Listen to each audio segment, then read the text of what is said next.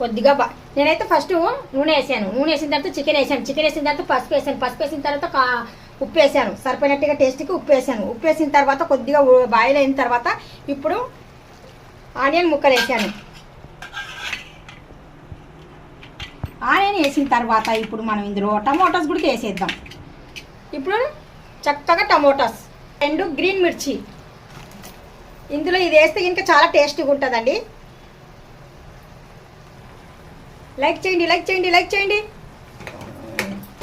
ఇప్పుడు ఒకసారి చక్కగా కలిపేద్దాము. ఉల్లి ముక్కలు టమాటా ముక్కలు అనేది అడుగుడికి వెళ్ళిపోతే కనుక గ్రేవీ అనేది ఫాస్ట్గా అవుతుంది. అందుకనేసి నేను ఒకసారి ఇలాగ చక్కగా కలిపేస్తున్నాను. కలిపేసిన తర్వాత ఒకసారి మళ్ళీ క్లోజ్ చేసేద్దాము. ఇప్పుడైతే కనుక నేను ఇందులో టేస్ట్కి బాగా సరిపోయినట్టుగా కారం పొడి కూడా యాడ్ చేస్తున్నానండి. మరి ఆ మాత్రం కారం లేకపోతే ఏం బాగుంటుంది, అందుకనేసి కారం బాగా వేసేస్తున్నాను. కారం కారం ఉండాలనేసి ఇక్కడ కొద్దిగా అల్లం వెల్లుల్లి పేస్ట్ కూడా యాడ్ చేసేస్తున్నాను. ఇప్పుడు ఫ్రెష్గా కొత్తిమీర కూడా ఇందులో యాడ్ చేస్తున్నానండి. గుమగుమలాడే చికెన్ సూపర్ టేస్టీగా ఉంటుందండి. ఒక్కసారి బాగా మళ్ళీ చక్కగా కలిపేసి చిన్న మంట మీద బాగా ఉడికిచ్చేద్దాము. అప్పుడు మనకు కరెక్ట్గా సరిపోతుంది.